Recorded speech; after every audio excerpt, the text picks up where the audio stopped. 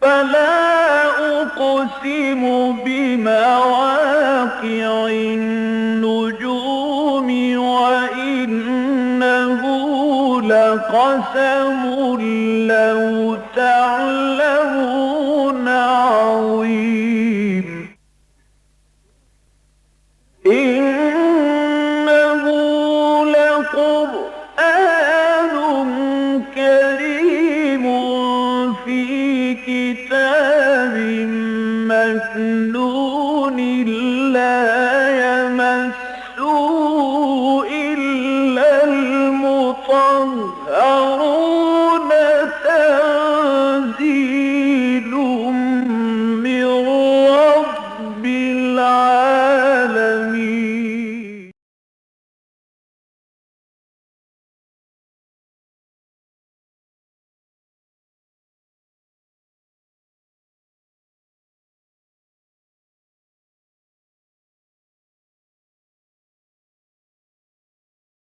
أعوذ بالله من الشيطان الرجيم. بسم الله الرحمن الرحيم. يا أيها الذين آمنوا اذكروا نعمة الله عليكم إذ جاءتكم جنود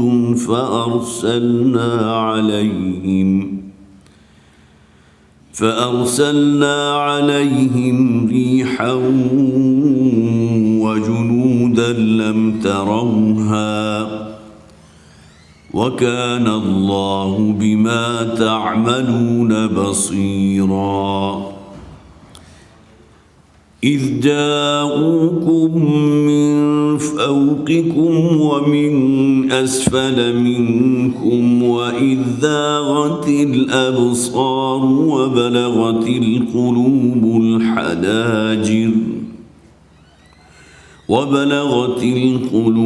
الحناجر وتظنون بالله الظنونا. هنالك ابتلي المؤمنون وزلزلوا زلزالا شديدا. وإذ يقول المنافقون والذين في قلوبهم مرض ما وعدنا الله ورسوله إلا غرورا. وإذ قالت طائفة منهم يا أهل يثرب لا مقام لكم فارجعوا. ويستأذن فريق منهم النبي يقولون إن بيوتنا عورة وما هي بعورة إن يريدون إلا فرارا. ولو دخلت عليهم من أقطارها ثم سئلوا الفتنة لآتوها وما تلبثوا بها إلا يسيرا.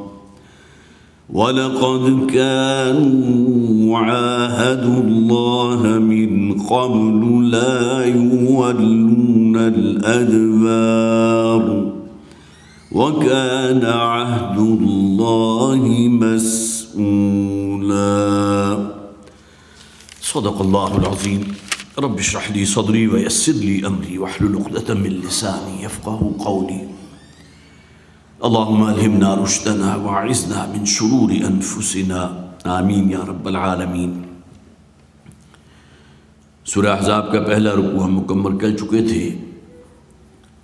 और दूसरे रुकू से जो गुफ्तगू शुरू हुई थी ग़ज़वा अहज़ाब के ज़िमन में, तो पिछली मरतबा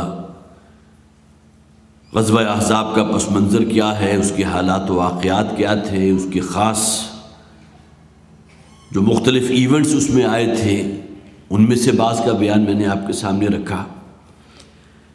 और आज हमें इंशाअल्लाह इसका बाकायदा لفظاً ترجمہ کرنا ہے، اور اس دوران میں جو بھی تفصیلی مباحث ہوں گے میں کوشش کروں گا واضح کرنے کی۔ ایک بات جو پچھلی مرتبہ بیان ہونے سے رہ گئی تھی کہ سورہ نور اور سورہ احزاب یہ دو مدنی صورتیں ہیں،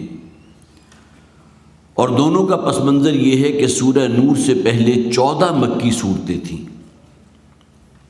سورہ یونس سے لے کے سورہ مومنون تک، اور اس کے بعد صرف ایک سورت سورہ نور کے جو مدنی ہے، جہاں تیسرا گروپ مکمل ہوا تھا مکی اور مدنی صورتوں کا۔ اور یہی معاملہ 8 مکی صورتیں طویل ہم نے پڑھی، اور اس کے بعد صرف ایک صورت ہے مدنی سورہ احزاب۔ انہوں دونوں کے درمیان جو ایک خاص مناسبت ہے کہ دونوں ہی کے آغاز میں اللہ تعالیٰ کی جو شریعت ہے اس کے احکامات کو بہت شد و مد کے ساتھ رکھا گیا۔ 14 مکی صورتوں کے بعد ایک سورت سورہ نور مدنی، آغاز کیا ہو رہا ہے؟ سورۃ انزلناها وفرضناها وانزلنا فیها آیات بینات۔ یہ وہ صورت ہے کہ جس کو ہم نے نازل کیا ہے۔ پورے قرآن کے نازل کرنے والی تو اللہ کی ذات ہے، اس صورت کو خاص طور پر ہائی لائٹ کیا گیا۔ وَفَرَضْنَاهَا، اور اس میں جو احکام بیان کیے گئے ہیں، جو شریعت کے احکامات ہیں، ان کو ہم نے فرض کیا ہے، اور اس میں وہ آیات بینات ہیں جو تمہارے لیے شمع ہدایت ہے۔ اور اس کے فوراً بعد جو ذکر کیا گیا تھا وہ کیا تھا؟ الزانیۃ والزانی فاجلدوا کل واحد منہما 100 جلدہ، کہ زانی مرد اور زانی عورت ان دونوں کو 100 کوڑے مارو۔ آگے الفاظ آ گئے تھے تاکہ تمام کے لیے نشان عبرت بن جائے، اور اس موقع میں نے بڑی تفصیل سے عرض کیا تھا کہ یہاں جن زانیوں کا ذکر ہو رہا ہے وہ غیر شادی شدہ زانی ہیں۔ شادی شدہ زانیوں کا معاملہ جو ہے وہ احادیث سے ثابت ہے، اور سب سے بڑھ کر یہ کہ نبی اکرم صلی اللہ علیہ وسلم کے اپنے عہد میں کئی واقعات ایسے موجود ہیں جس میں حضور نے رجم کیا ان لوگوں کو جو شادی شدہ تھے اور جو زنا کے مرتکب ہوئے تھے۔ تو سورہ نور کے اندر آپ نے دیکھا کس قدر اہم آیت، کسی معاشرے کو جسے آپ کہیے اس کی بنیادوں کو ہلا دینے والی شے ہوتی ہے بے حیائی اور عریانی، فحاشی جس کا نقطہ عروج کیا ہے؟ زنا۔ یہ تو تمام چیزیں بالآخر جو ہے کشا انسان کو لے کر وہ اس بڑے خبیث عمل تک پہنچا دیتی ہے نا۔ ابتدا کہاں سے ہوگی؟ بے حجابی سے ہوگی، کچھ تھوڑی سی عریانی جو ہے وہ آ جائے گی، اسی کو ایکسپینڈ کریں گے تو فحاشی بن جائے گی، اور پھر اس کا کوئی اینڈ نہیں ہے۔ پھر انسان جو ہے جب گرتا ہے تو گرنے والوں میں سب سے نیچے چلا جاتا ہے۔ ثم رددناہ اسفل سافلین۔ اور 8 مکی صورتوں کے بعد یہ سورہ احزاب، اس میں بھی نوٹ کیجئے کہ بالکل آغاز ہی میں ایک اس مسئلے کو کہ جو اس دور میں گویا کہ ایسا تھا گویا کہ پتھر پر لکیر ہے، کہ کسی شخص نے اگر کسی لڑکے کو یا کسی نوجوان کو اپنا بیٹا قرار دے دیا، جسے متبنہ کہتے ہیں، لے پالک بیٹا، اڈاپٹ کیا ہوا، تو اس کے احکامات بعین ہی وہی تھے کہ جو کسی اپنے صلبی بیٹے کے ہوتے ہیں۔ لہٰذا یہاں جو ہے وہ تیشہ چلایا گیا اس رسم کے اوپر، اور اس کا کلائمیکس کیا تھا کہ نبی اکرم صلی اللہ علیہ وسلم کے اپنے جو منہ بولے بیٹے تھے حضرت زید ابن حارثہ رضی اللہ تعالی عنہ، ان کی جو مطلقہ تھی حضرت زینب، ان کے ساتھ نبی اکرم صلی اللہ علیہ وسلم نے اللہ کے حکم سے نکاح کیا۔ آگے آیات آئیں گی غزوہ احزاب کا جب بیان مکمل ہو جائے گا، جس میں نبی اکرم صلی اللہ علیہ وسلم کی ایک اندرونی کیفیت بھی بیان کی گئی ہے۔ اے رسول، آپ نہیں چاہتے تھے کہ لوگوں کو گویا کہ اس امتحان میں ڈالیں، لیکن یہ کہ اللہ کی طرف سے فیصلہ تھا، اس لیے کہ جو ہنگامہ کھڑا ہوا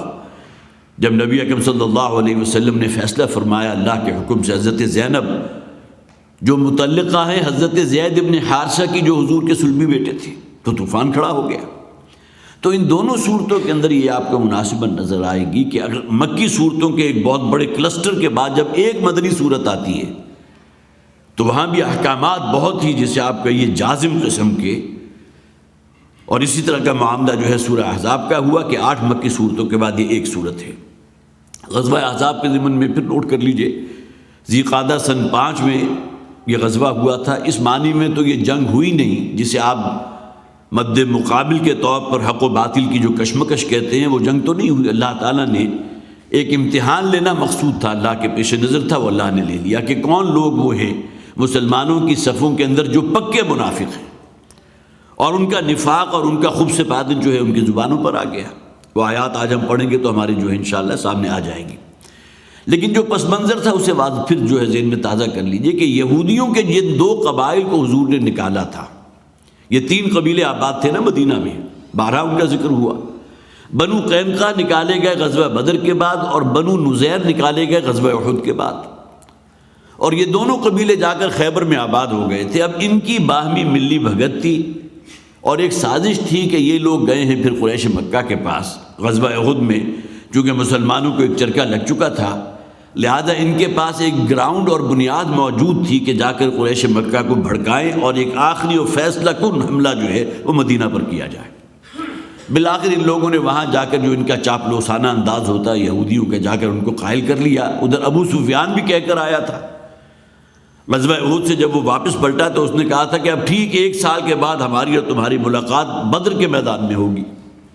اور اس کے اوپر جلتی کا تیل کا کام جو ہے ان قبائل کے جو سردار تھے جو پھر گئے ہیں مکہ اور جا کر بڑے جو ان کے ساتھ جو ہے بڑی میٹنگز کی ہیں، وہاں جو قریش مکہ موجود تھے ان کے سردار اور ان کے رؤسا، اور ان کو قائل کر لیا۔ نتیجہ کیا نکلا تھا کہ قریش نے بھی اپنے تمام حلیف قبائل کو جمع کر لیا، آمادہ کر لیا اس بات پر کہ یک بارگی حملہ کرے مدینے پر،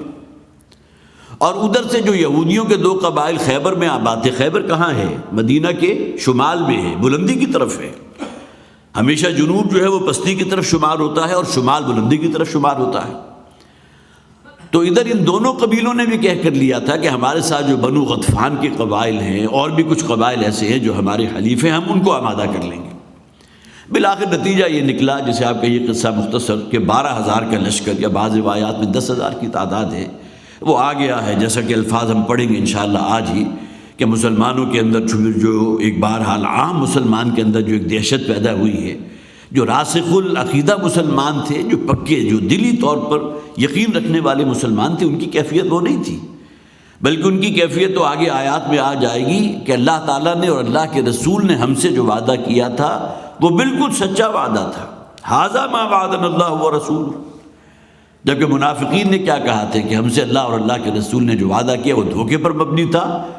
وہ جھوٹ تھا اور فرار تھا، معاذ اللہ۔ بہرحال چند واقعات اس دوران کے بھی میں نے آپ کو سنائے تھے۔ حضرت جابر ابن عبداللہ رضی اللہ تعالیٰ عنہ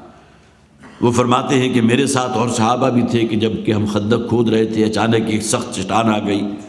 ہم نے پوری کوشش کی کہ کسی طرح اس کو توڑ سکیں، اس لیے کہ 15 فٹ نیچے جو ہے وہ گہری خندق کھودنی تھی، اور جیسا کہ میں نے عرض کیا تھا 10 صحابہ کے حصے جو حصہ آیا تھا وہ تقریباً 10 ہاتھ کا تھا۔ 30 فٹ کا ایریا جو ہے 10 صحابہ کے گروپ کو دیا گیا کہ یہاں کی کھدائی تمہیں کرنی ہے بہرحال۔ اور یہ بھی میں نے عرض کیا تھا کہ وہ حرات موجود تھے، جس کی وجہ سے صرف ایک ہی جگہ ایسی تھی کہ جہاں سے امکان تھا کہ لشکر جو ہے مدینہ پر حملہ آور ہوگا، ورنہ بقیہ 3 افراد سے مدینہ کی بستی جو ہے وہ حرات سے ڈھکی ہوئی تھی۔ وہ سیاہ رنگ کے بڑے نوکیلے پتھر جو کبھی کوئی فرض کیجئے کہ کوئی ہزاروں لاکھوں سال پہلے کوئی آتش فشانی، کوئی لاوا ہوگا جو زمین پر گرا ہے تو اس کی وجہ سے وہ پتھر وجود میں آئے، وہ آج بھی موجود ہیں۔ جب آپ بائی روڈ جو ہے سفر کرتے ہیں مدینہ سے مکہ کی طرف تو آپ کو تاحد نگاہ جو ہے وہ سیاہ رنگ کے بڑے نوکیلے اور بڑے خوفناک قسم کے پتھر نظر آتے ہیں۔ یہ آتش فشانی پتھر ہیں کہ جو جم گئے تھے۔ تو وہاں جو ہے ان پتھروں کے اوپر نہ کسی پیدل سوار کا چلنا ممکن ہے، نہ کسی گھوڑے کے اوپر سوار شخص جو اس پر چل سکتا ہے، نہ گھوڑا اس پر چل سکتا ہے۔ تو ایک طرف جو ہے وہ خندق کھود دی گئی تھی، اور پھر بالآخر جو ہے وہ تمام لشکر آ کر جمع ہو گئے اسی جگہ، اور وہاں پھر جو ہے وہ 1 مہینے کا محاصرہ رہا ہے۔ حضرت حذیفہ ابن یمان رضی اللہ تعالیٰ عنہ راوی ہیں کہ جب 1 مہینہ گزر گیا، تقریباً ابھی آزمائشی عرصہ تھا جس میں خوب اچھی طرح جسے آپ کہیے کہ جانچ پرکھ لیا گیا مسلمانوں کے ایمان کو، کہ کس کی ایمانی کیفیت کتنی ہے، کتنا کچھ اس کو اعتماد اور توکل اور بھروسہ اللہ کی ذات پر ہے۔ کجا یہاں لڑنے والوں کی تعداد 700-800 سے زائد نہیں اور 12,000 کا لشکر موجود، کوئی نسبت و تناسب ہی نہیں ہے۔ اور پھر یہ کہ جس قسم کا عزم اور ارادہ لے کر وہ لوگ آئے تھے کہ ہم یہاں سے ناکام نہیں جائیں گے، بلکہ اب تو اس معاملے کو ختم کر کے ہی واپس فتح کے شادیانے بجاتے ہوئے ہم واپس جائیں گے، یہ کیفیت ان لوگوں کی تھی۔ تو 1 مہینے کے محاصرے کے بعد پھر اللہ تعالیٰ نے وہ تیز و تند ہوا جو ہے وہ بھیجی ہے، اور حضرت حذیفہ فرماتے ہیں کہ میں دیکھ رہا تھا کہ وہ ہوا صرف اسی علاقے میں گردش کر رہی تھی جہاں مشرکین کے اور ان کفار اور یہود کے خیمے لگے ہوئے تھے۔ گویا کہ اللہ کی طرف سے جسے ہم بگولا کہتے ہیں یا ٹورنیڈو کہتے ہیں، آپ نے کبھی دیکھا ہوگا، اب تو چونکہ ہمارے ہاں یہ چیزیں نیشنل جیوگرافک کے ذریعے جو ہے بہت سے لوگ جانتے ہیں، وہ صرف ایک چھوٹا سا ایریا ہوتا ہے جو بہت تیزی سے ہوا گھومتی ہوئی اور پھر جو تباہی اور ہلاکت وہ لے کر آتی ہے وہ کوئی تیز و تند آندھی بھی نہیں لا سکتی، لیکن وہ بڑی لمیٹڈ ہوتی ہے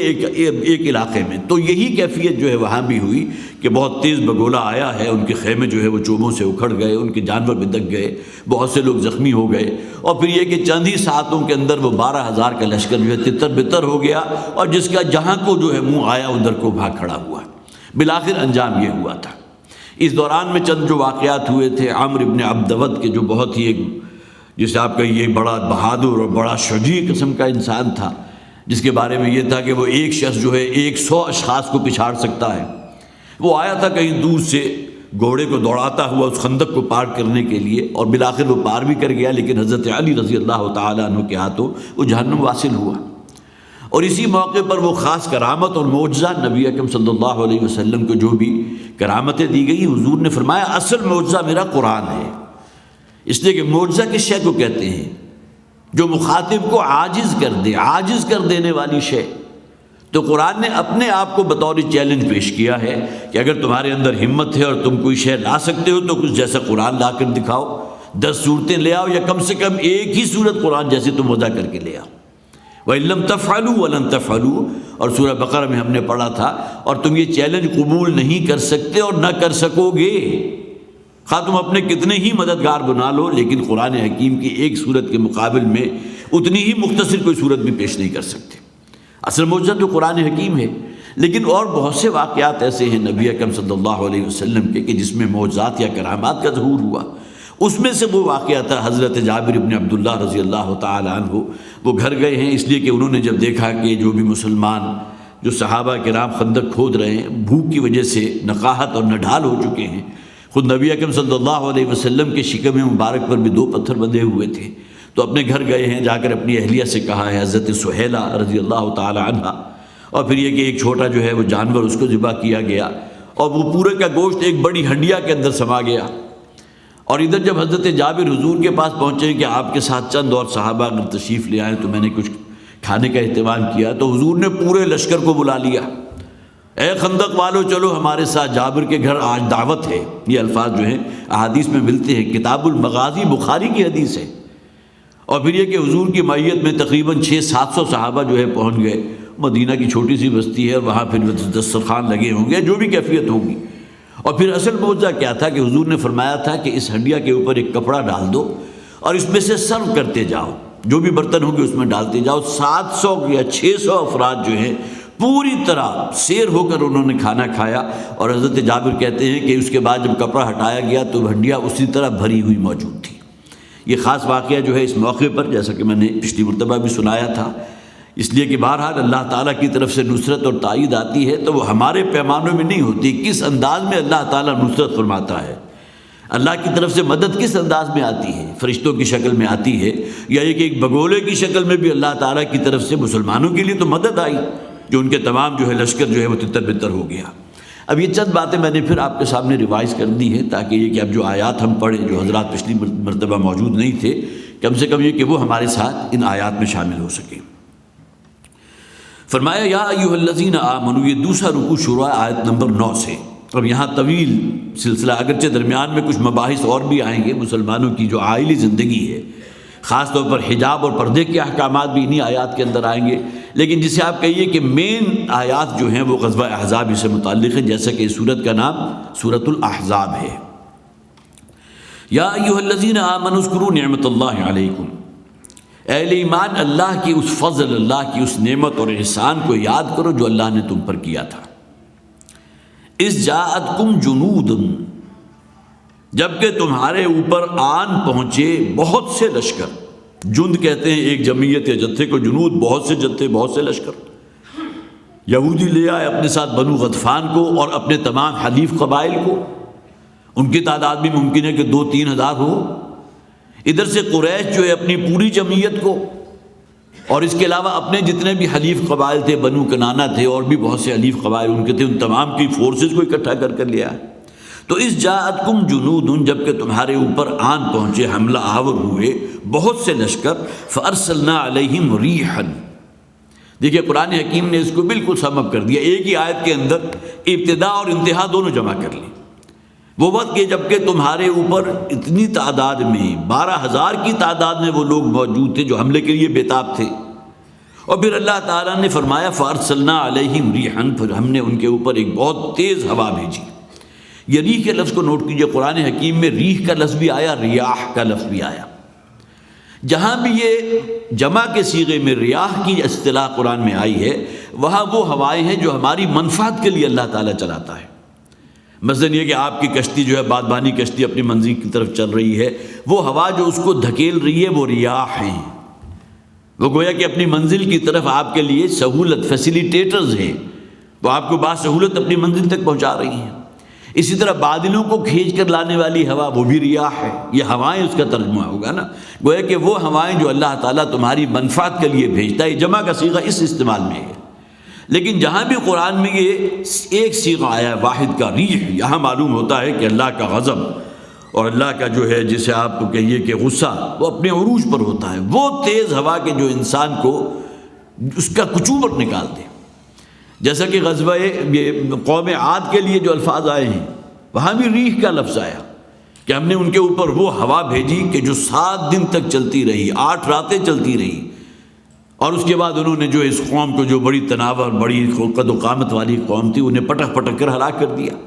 تو یہاں بھی ریح کا لفظ ہے واحد کے صیغے میں کہ ہم نے وہ ہوا بھیجی جو اللہ کا عذاب لیے ہوئے تھی، وَجُنُودًا لَّمْ تَرَوْهَا، اور کچھ اور لشکر بھی ہم نے بھیجے کہ جن کو تم نہیں دیکھ سکتے۔ غزوہ بدر کے ضمن میں یہ بات ہم پڑھ چکے ہیں سورہ انفال کے اندر کہ اللہ تعالیٰ نے فرمایا تھا نا کہ اگر تم ثابت قدم رہو گے تو ہم 1000 فرشتوں کے ذریعے تمہاری مدد فرمائیں گے، بلکہ اس سے بھی زائد کا وعدہ اللہ کی طرف سے کیا گیا، حالانکہ ایک فرشتہ ہی اپنی جگہ مدد کے لیے کافی ہے۔ جیسا کہ صدوم اور عامورہ کی بستیوں پر جو اللہ کا عذاب آیا تھا، تو اس میں بعض روایات میں یہ ہے کہ اللہ نے وہ عذاب بھیجنے والے فرشتے کو بھیجا تھا، اور اس نے اپنے پروں کے اوپر اس بستی کو اٹھا کر وہ بلندی پر سے لے جا کر زمین پر پٹخ دیا۔ وہ ایک فرشتے کا ذکر ہے وہاں۔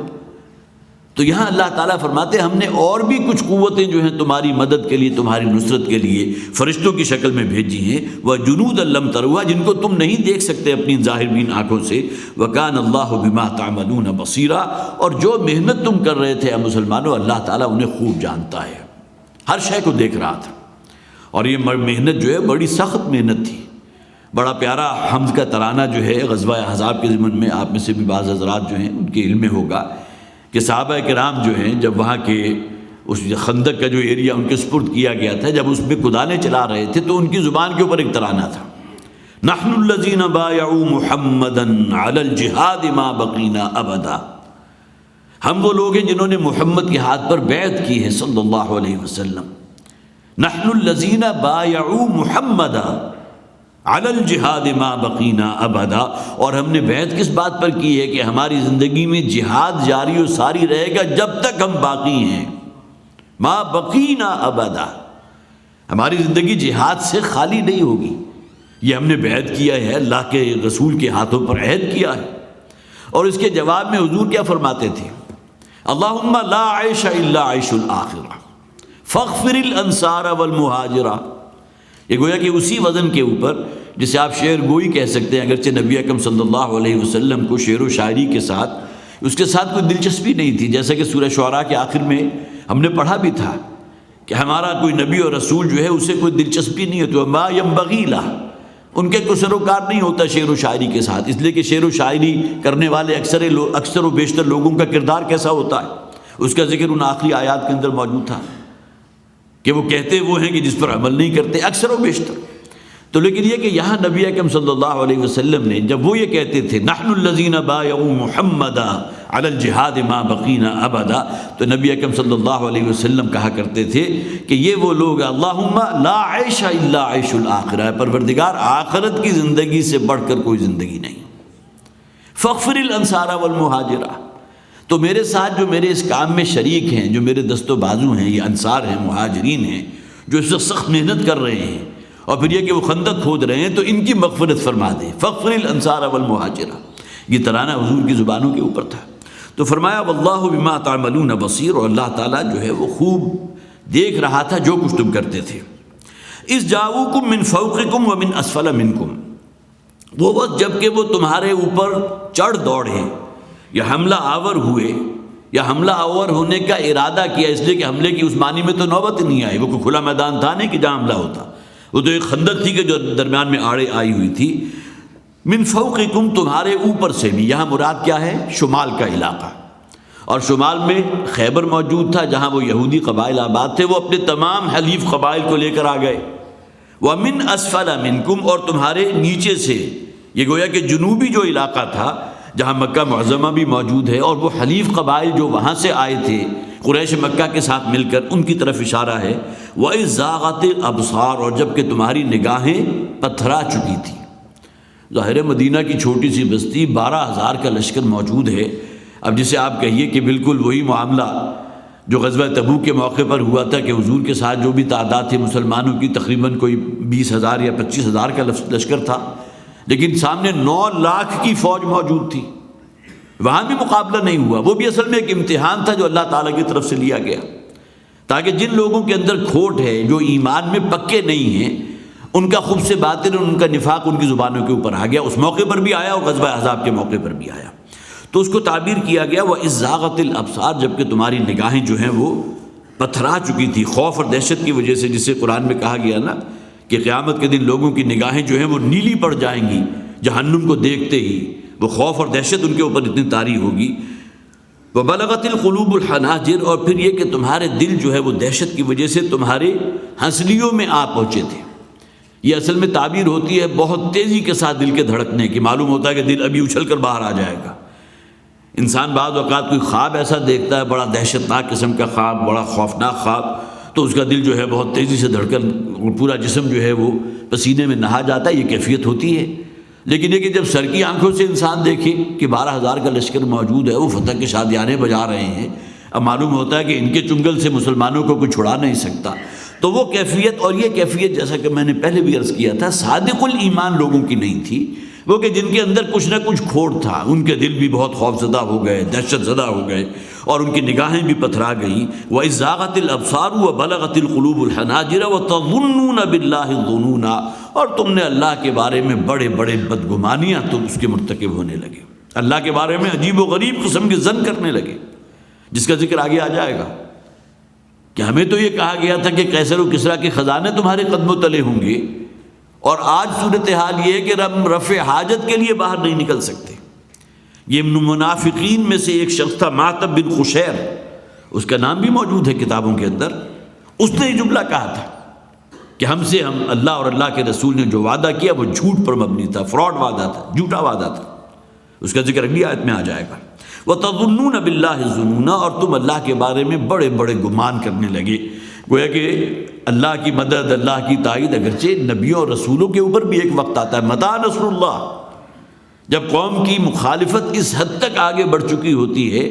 کہ نبی بھی چیخ اٹھتا ہے کہ اللہ کی مدد کب آئے گی، اور پھر آخر اللہ تعالیٰ کی مدد آتی ہے، وہ عذاب کی شکل میں ہو، خواہ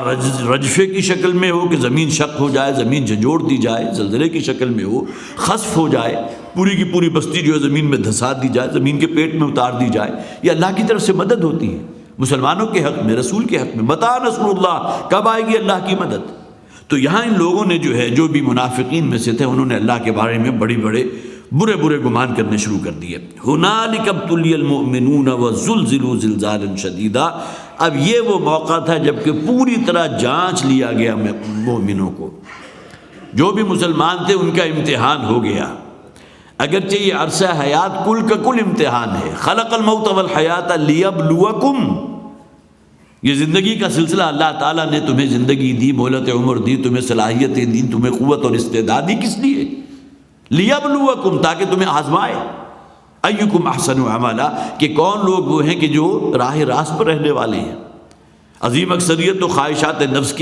کے سپرد کر دیتی ہے اپنے آپ کو، شیطان کے نقشے پا کی پیروی کرنے لگتی ہے۔ تو اصل شے تو امتحان ہے.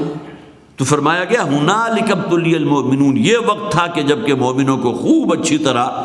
امتحان لے لیا گیا، جانچ لیا گیا، پرکھ لیا گیا. وَزُلْزِلُوا زِلْزَالًا شَدِيدًا، یہ الفاظ اللہ تعالیٰ استعمال کر رہے ہیں، اور انہیں ہلا مارا گیا جیسا کہ ہلایا جاتا ہے، بڑا زور و شور سے ہلانا. معلوم ہوا کہ امتحان جو ہے ایمان کا، اس کی گھڑی آ گئی. معلوم ہو جائے گا کہ کس کا توکل اللہ پر ہے، کسے آخرت زیادہ عزیز ہے دنیا کی زندگی کے مقابلے میں. وَإِذْ يَقُولُ الْمُنَافِقُونَ وَالَّذِينَ فِي قُلُوبِهِمْ مَرَضٌ، اور وہ وقت جب کہ منافقوں نے کہا، اور وہ لوگ جن کے دلوں میں ایک مرض پیدا ہو چکا تھا.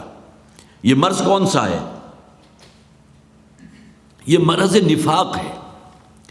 جس طرح لکڑی کو دیمک کھا کر جو ہے گھن لگ جاتا ہے اور اس کے اندر کوئی قوت باقی نہیں رہتی. اب اس لکڑی کا اپنے اوپر بھی قائم رہنا ممکن نہیں ہوتا. اوپر تھوڑی سی اگر فرض کیجئے چھت پڑی ہے یا اینٹیں ہیں یا بلیاں ہیں، انہی کے بوجھ تلے وہ جو ہے چٹک جائے گی، ختم ہو جائے گی. یہی معاملہ انسان کے ایمان کا ہوتا ہے کہ یہ مرض جو ہے، یہ مرض نفاق، یہ دیمک کی طرح اس کو چاٹ جاتا ہے. تو فرمایا گیا والذین فی قلوبہم مرض، وہ لوگ جن کے دلوں میں ایک روگ پیدا ہو چکا تھا، جن کے دلوں میں ایک بیماری جو ہے وہ پرورش پا رہی تھی. یہ روگ اور بیماری نفاق کی ہے. اور قرآن تعبیر کرتا ہے نفاق ہے کیا؟ دنیا اور یہاں کی زیب و زینت کی محبت. اگر یہ محبت اللہ کی اور اللہ کے رسول کی محبت سے کہیں فائق ہو گئی تو یہی تو نفاق ہے. یہی گویا کہ آپ نے پھر دین کو اور اللہ کے احکامات اور شرعی احکامات کو پس پوش ڈال دیں گے. پھر دنیا کی منفعت، یہاں کی چمک دمک اور یہاں کی زیب و زینت آپ کے نزدیک مقدم ہوگی. تو یہ اصل مرض ہے جسے قرآن میں کہیں بہت سی جگہ کہا گیا انما اموالکم و اولادکم فتنہ. فتنہ بھی تو آزمائش ہے نا. کس چیز پر انسان کو آزمایا جاتا ہے؟ اس کا مال اور اس کی اولاد. یہی دو چیزیں جو سب سے بڑا فتنہ ہے. وَإِذْ يَقُولُ الْمُنَافِقُونَ وَالَّذِينَ فِي قُلُوبِهِمْ مَرَضٌ، اور وہ وقت جب کہ کہا تھا منافقوں نے اور وہ لوگ جن کے دلوں کے اندر ایک روگ اور مرض نفاق پیدا ہو چکا تھا، مَا وَعَدَنَا اللَّهُ وَرَسُولُهُ إِلَّا غُرُورًا. قرآن حکیم نے انورٹڈ کاماز میں بڑے ہی وہ الفاظ نقل کر دیے جو سیرت کی کتابوں میں معتب بن قشیر نے ادا کیے تھے. اور یہ تو صرف ایک شخص کی زبان سے نکلا ہوا لفظ تھا نا، ورنہ تمام منافقین کے دلوں کی ترجمانی یہی تھی. تمام لوگوں کی کیفیت یہی تھی. یہ کیا معاملہ ہے؟ ہم نے کون سا ایسا گناہ کر دیا تھا محمد پر ایمان لا کر صلی اللہ علیہ وسلم؟ یہ ان کے جذبات میں آپ کے سامنے رکھا ہوں کہ آج ہمارے لیے عرصہ حیات تنگ کر دیا گیا، پورا عرب ہمارے اوپر حملہ آور ہو گیا. یہ دن جو ہمیں برے دن دیکھنے نصیب ہوئے تو کیوں؟ اصل غلطی ہماری تھی کہ ہم ایمان لائے تھے محمد پر صلی اللہ علیہ وسلم. یہ ان کی دلی کیفیت ہے. تو کہنے کو وہ ایک شخص ہے معتب بن قشیر، لیکن یہ کہ اس کے پس منظر میں ترجمانی یہ تمام منافقین کی ہو رہی ہے. ان کے دلوں کے اندر جو خباثت موجود تھی، جسے آپ کہیے جو ریزلٹنٹ فیکٹر ان کا تھا، جس نتیجے تک وہ پہنچے تھے، وہ کیا تھا کہ ہم سے جو وعدے کیے گئے تھے، بڑے حسین خواب ہمیں دکھائے گئے کہ قیصر و کسریٰ کے خزانے تمہارے قدمے تلے ہوں گے، کسریٰ کے کنگن جو ہے پہنائے جائیں گے. یہ حدیث میں موجود ہے. وہ وقت آئے گا جیسے کہ حضور نے فرمایا تھا، خباب بن ارت رضی اللہ تعالیٰ عنہ جب آئے ہیں، مسلمانوں کے اوپر بڑی شدید پرسیکیوشن اور تشدد ہو رہا تھا، تو حضور نے کیا کہا تھا؟ ایک وقت آ کر رہے گا کہ ایک عورت صنعاء سے حضر موت تک سفر کرے گی اور سوائے اللہ کے اور کسی کا ڈر نہیں ہوگا. ہمیں تو یہ کہا گیا تھا کہ امن و ایمان کی وہ کیفیت ہوگی اور قیصر و کسریٰ کے خزانے تمہارے پاؤں تلے ہوں گے. اور آج صورتحال یہ ہے کہ ہم رفع حاجت کے لیے باہر نہیں نکل سکتے. یہ اسی شخص کا قول ہے، معتب بن قشیر، جو جیسا کہ میں نے عرض کیا تمام منافقین کے دلوں کی ترجمانی تھی. ما وعدنا اللہ ورسولہ الا غرورا، نہیں وعدہ کیا ہم سے اللہ اور اللہ کے رسول نے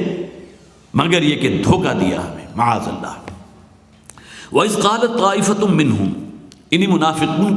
منافقین کا ذکر ہو رہا ہے، جبکہ انہی میں سے چند لوگوں نے یا ایک گروہ نے یہ کہا تھا، یا اہل یثرب، اے یثرب کے رہنے والوں. دیکھیے یثرب کا لفظ جو ہے بعد میں ہم اسے مدینہ کہتے ہیں، مدینہ النبی بھی کہا گیا. احادیث میں اس کے لیے الفاظ جو آتے ہیں طیبہ کے بھی آتے ہیں، طابہ کے الفاظ بھی آتے ہیں، اور بھی بہت سے الفاظ آتے ہیں. لیکن یہ کہ نبی اکرم صلی اللہ علیہ وسلم کی ہجرت سے پہلے اس علاقے کو یثرب کہا جاتا تھا. اور بعض روایات ایسی ہیں جو اگرچہ سند کے اعتبار سے ضعیف احادیث میں سے شمار ہوتی ہے. ابن کثیر نے ان کا حوالہ دیا، ابن کثیر حوالہ بھی دے دیتا ہے کہ یہ حدیث جو ہے وہ ضعیف ہے، لیکن یہ کہ حضور نے فرمایا اس حدیث کی روح سے کہ مدینہ کو یثرب مت کہا کرو۔ اصل میں یثرب ایک شخص کا نام تھا جو بالکل شروع میں آ کر اس جگہ آباد ہوا تھا، اور وہ بڑا اللہ کا نافرمان تھا یا جو بھی ہوگا، بڑا باغی اور سرکش تھا، اسی کے نام کے اوپر یہ جو ہے بستی اس کا نام یثرب پڑ گیا۔ لیکن نبی اکرم صلی اللہ علیہ وسلم کا جب تشریف آوری ہوئی ہے تو اس کے بعد مدینۃ النبی کہا گیا، یا طابہ بھی کہا گیا، طیبہ بھی کہا گیا۔ یا اہل یثرب، ان لوگوں نے کہا منافقین نے، اے یثرب والو، لا مقام لکم، اب یہ جو لشکر یہاں موجود ہے ان کے سامنے تم کھڑے نہیں رہ سکتے، لا مقام لکم، ان کو فیس کرنا اور ان کے ساتھ مقابلہ کرنا، دو بدو جنگ کرنا، کہاں تمہاری اپنی بے سر و سامانی کا عالم، اور سب سے بڑھ کر تمہارے اپنے گھر یہاں موجود ہیں، تمہیں خدشہ ہے اپنی بیوی بچوں کا، اور ظاہر ہے یہ بہت بڑا خطرہ ہوتا ہے، جیسا کہ انہیں منافقین نے کہا تھا نا کہ ہمارے گھر جو ہیں وہ تو غیر محفوظ ہیں، اس لیے کہ جیسے ہی بنو قریظہ نے، اور ان کے بھی سردار ہے حیی ابن اخطب اس کا نام ہے، اس نے اعلان کر دیا تھا کہ ہمارے اور محمد کے درمیان جو معاہدہ ہوا تھا آج سے کل عدم ہے، صلی اللہ علیہ وسلم، وہ اس بنیاد پر کیا تھا اس نے کہ خیبر سے جو وہ یہودی چلے آئے تھے اپنے حلیف قبائل کے ساتھ، اور یہاں جنوب سے یہ قریش مکہ چلے آئے تھے، تو یہ تو سنہری موقع تھا مارے آستین، جیسے آپ کہیے کہ آستین کا خنجر ثابت کرنے کے لیے مارے آستین، آستین کا سانپ، جو یہ کردار ادا کیا جہاں منافقین نے کیا، وہیں یہودی قبیلہ جو تھا بنو قریظہ اس نے بھی کیا۔ تو لا مقام لکم، اب تمہارے لیے کوئی جو ہے کھڑے رہنے کی جگہ نہیں ہے، تم ان کے ساتھ مقابلہ نہیں کرتے، فرجعوا، لہذا ہاتھ ڈال دو، ہتھیار ڈال دو، تسلیم کر لو۔ نتیجہ کیا نکلا؟ قتل و غارت ہوگی، ہماری نگاہوں کے سامنے ہمارے اپنے جو ہے قتل کر دیے جائیں گے۔ لہذا ان منافقین نے گویا کہ وہ بزدلی کا ثبوت دیتے ہوئے، عام طور پر یہی ہوتا ہے نا کہ ہینڈز اپ کر دیے جاتے ہیں، لو جی مجھے تو اپنی جان زیادہ عزیز ہے،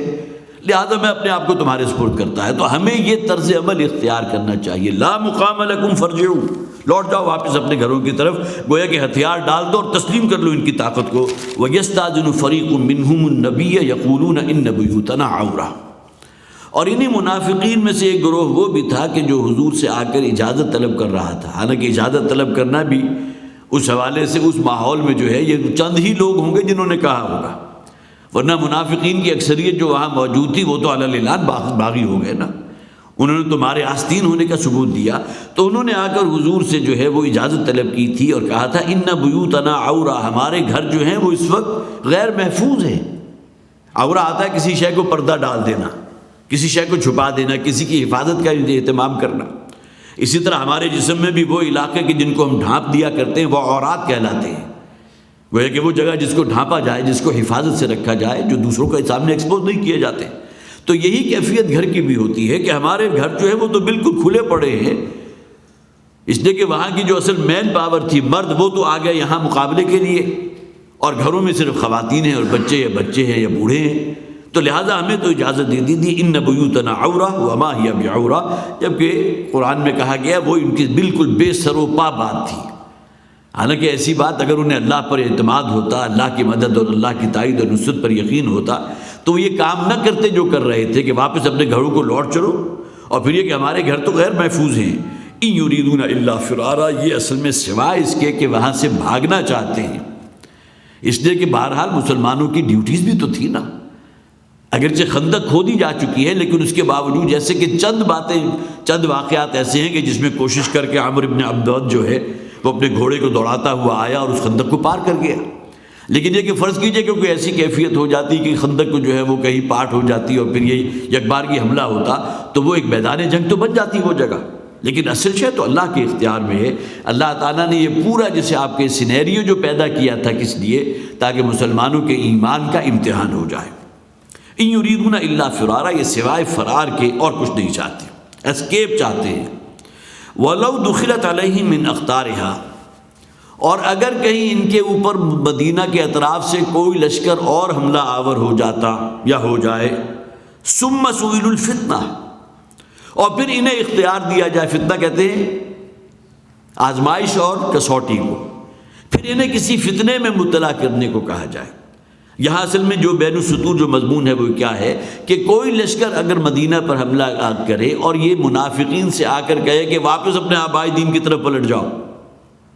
چھوڑو محمد کو صلی اللہ علیہ وسلم اور اس دین اسلام کو، ثم سئلوا الفتنہ، اور انہیں بغاوت پر آمادہ کیا جائے مسلمانوں کے خلاف،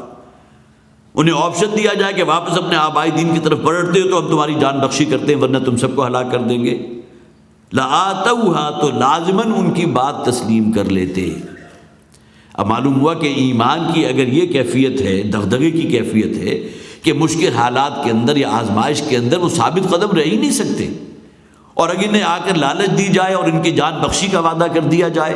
اور یہ منافقین سے کہا جائے کہ اپنے آبائی دین کی طرف بت پرستی اور مشرکانہ جو بھی تمہارے عبادات تھی ان کی طرف لوٹ جاؤ، لآتوها، تو لازماً ان کو مان لیں گے، وما تلبسوا بها الا یسیرا، اور اس میں قطعاً کوئی دیر نہیں کریں گے، تھوڑی سی مہلت مانگیں گے اور اس کے بعد پھر اس کو تسلیم کر لیں گے۔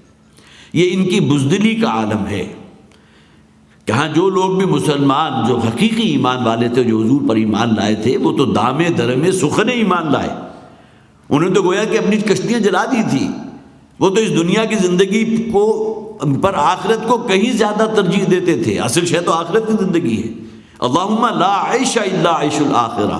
فاغفر الانصار والمہاجرہ، جو نبی اکرم صلی اللہ علیہ وسلم کی زبان پر یہ شعر تھا، اے پروردگار اصل زندگی تو آخرت کی زندگی ہے، یہ دنیا کی زندگی تو ہے ہی امتحان، یہ تو ہے ہی آزمائش، یہاں سرخ روح ہوں گے اس آزمائش میں تو آخرت کی کامیابی حصے میں آئے گی۔ اللہم لا عیش الا عیش الآخرہ فاغفر الانصار والمہاجرہ،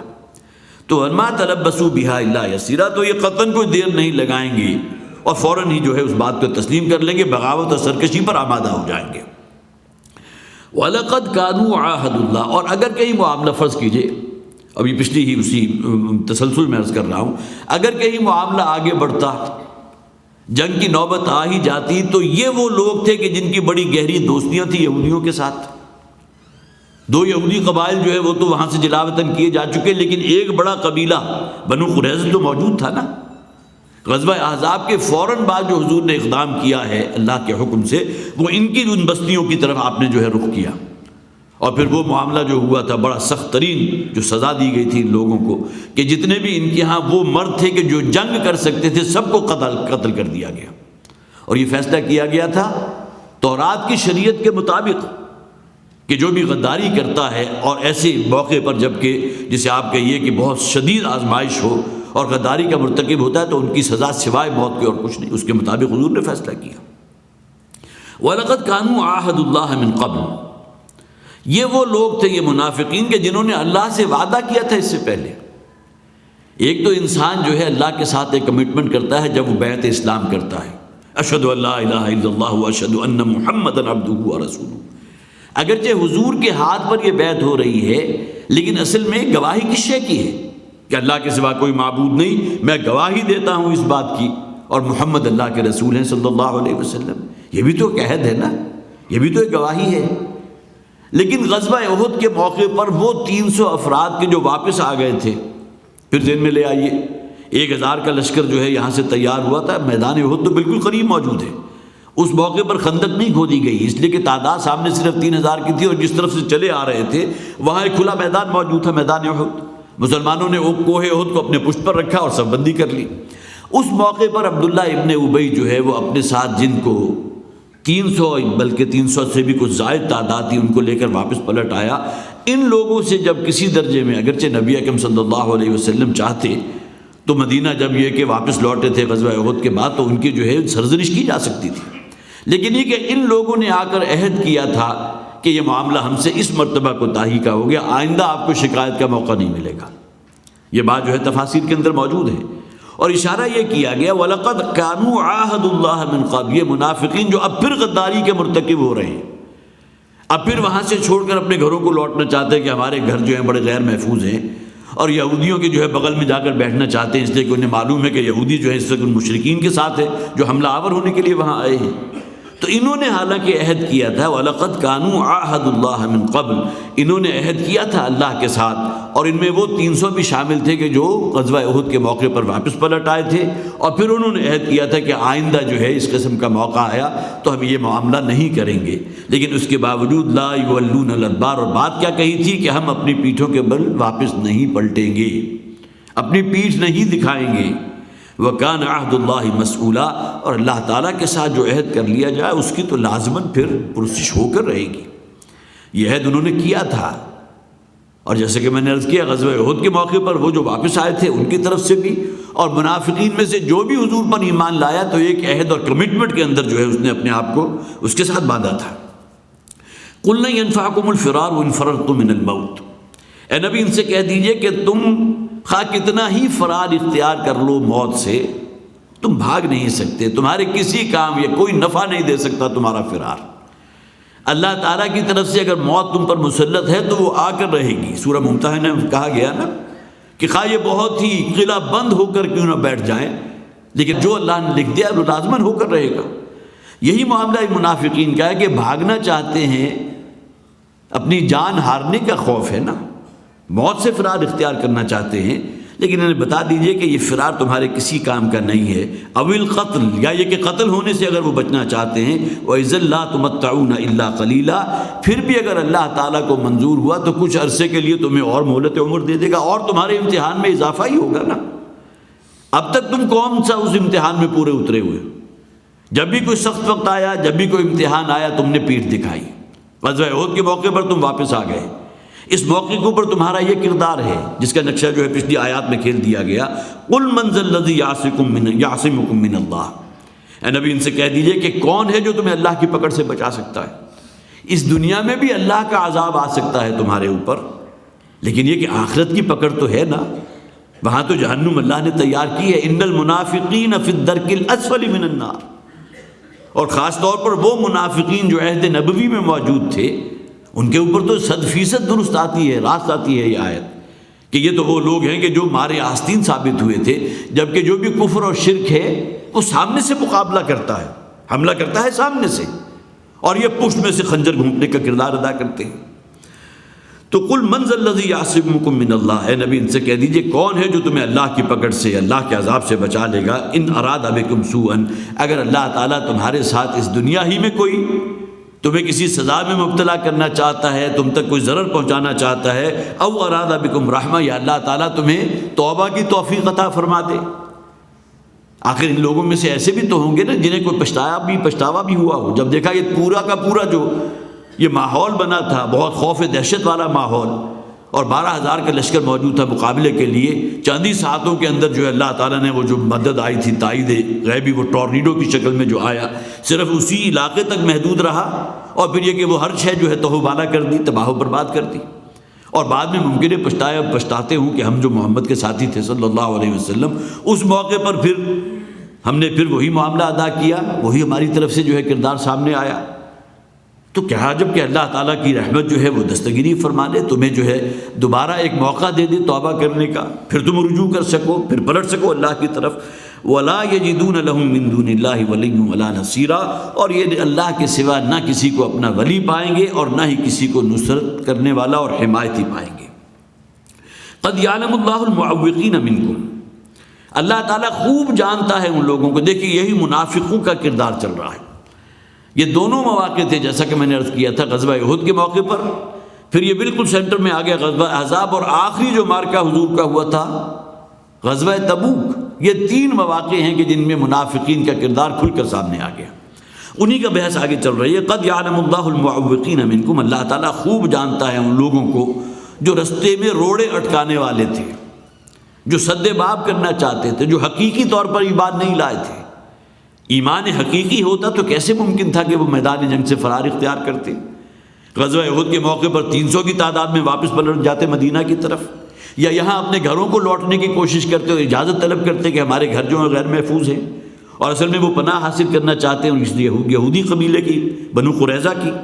تو قد یعلم اللہ المعوقین منکم، تم میں سے جو بھی روڑے اٹکانے والے ہیں، جو بھی گویا کہ اکسانے والے ہیں دوسرے لوگوں کو پیچھے رہنا جانے کی طرف، والقائلین لاخوانہم ہلم الینا، اور اپنے اور دوسرے مسلمان بھائیوں سے یہ کہنے والے، انہیں کنونس کرنے والے کہ آؤ ہماری طرف، اپنے آپ کو اگر بچانا چاہتے ہو، یہ کہیں معاملہ جو ہے یہ بند اگر ٹوٹ گیا تو پھر جو تباہی ہوگی، 12,000 کا لشکر تکہ بوٹی کر دے گا تمہاری، اس لیے کہ اللہ کی مدد پر یقین نہیں تھا نا۔ غزوہ بدر کے موقع پر بھی تو آخر 313 تھے، بے سر و سامان، جسے سامان حرب کہتے ہیں، جنگی ساز و سامان، وہ نہ ہونے کے برابر۔ اور مقابلے میں لشکر کون سا تھا؟ 1000 کا لشکر، جس میں سے 200 گھڑ سوار موجود تھے، اور پوری طرح تلواریں بھی تھے، ڈھالیں بھی تھیں، نیزے بھی تھے، ہر شے تھی، تیر بھی تھے، ہر شے موجود تھا۔ بظاہر کوئی نسبت و تناسب نہیں، لیکن انہیں یقین اور توکل اور بھروسہ تھا اللہ کی مدد پر، اور اللہ کی مدد آئی۔ لیکن یہ جو منافقین ہیں، یہ تو اللہ کی مدد سے بالکل ہی مایوس ہیں نا۔ یہ تو گویا کہ صرف مادی اسباب ہی کو سمجھتے ہیں، ان کی خوف و دہشت کا وہ عالم۔ وَإِذْ بَلَغَتِ الْقُلُوبُ الْحَنَاجِرَ، ان کے دل جو ہے وہ معلوم ہوتا تھا کہ وہ بالکل ان کی ہنسلیوں میں آپس سے ہیں، دہشت زدہ ہوئے ہوئے۔ وَإِذْ زَاغَتِ الْأَبْصَارُ، اور نگاہیں بالکل پتھرا گئی تھیں۔ قد یعلم اللہ المعوقین منکم، اللہ خوب جانتا ہے ان لوگوں کو جو کمزور ایمان والے ہیں، دوسروں کو بھی پیچھے دھکیلنے والے۔ والقائلین لاخوانہم ہلم الینا، اور اپنے دوسرے مسلمانوں بھائیوں کو قائل کرنے والے کہ تم بھی ہمارے ساتھ آ کر ہماری ہی صفوں میں شامل ہو جاؤ، تم بھی پیچھے ہٹ آؤ۔ ولا یاتون الباس الا قلیلا، اور یہ تو لڑائی کے لیے ہرگز آمادہ نہیں ہوں گے۔ بہت کم ایسے لوگ ہوں گے اس طبقے کے اندر جو شاید کوئی ہمت کر کے مسلمانوں کا ساتھ دے سکے اگر کہیں واقعتاً جنگ و جدال کا موقع آ جائے۔ اب یہ اصل میں کیفیت ہے اندرونی ایمان کی، جیسا کہ میں نے بالکل آغاز میں کہا تھا کہ یہ غزوہ بھی اصل میں اللہ کی طرف سے ایک بہت بڑا امتحان تھا، تاکہ معلوم ہو جائے کہ مسلمانوں کی صفوں کے اندر وہ عناصر کہ جو مارے آستین ثابت ہو سکتے ہیں، جن کے اندر حقیقی ایمان اس درجے کا موجود نہیں ہے کہ جو درکار ہے، تو ان کا طرز عمل کیا ہوتا ہے، کس طرح وہ جو ہے ان چیزوں سے بھاگتے ہیں، اور کس قسم کی بزدلی ان کے اندر پیدا ہوتی ہے۔ اللہ تعالی ہمیں حقیقی ایمان کی توفیق عطا فرمائے، اسی رستے پر ہمیں آگے بڑھنے کی توفیق عطا فرمائے، قرآن حکیم کی محبت اور ان کے اندر جو احکامات اور جو پیغامات ہمارے لیے ہیں اس سے استفادہ کرنے کی توفیق عطا فرمائے۔ بارک اللہ لی ولکم فی القرآن العظیم ونفعنی وإیاکم بالآیات والذکر الحکیم۔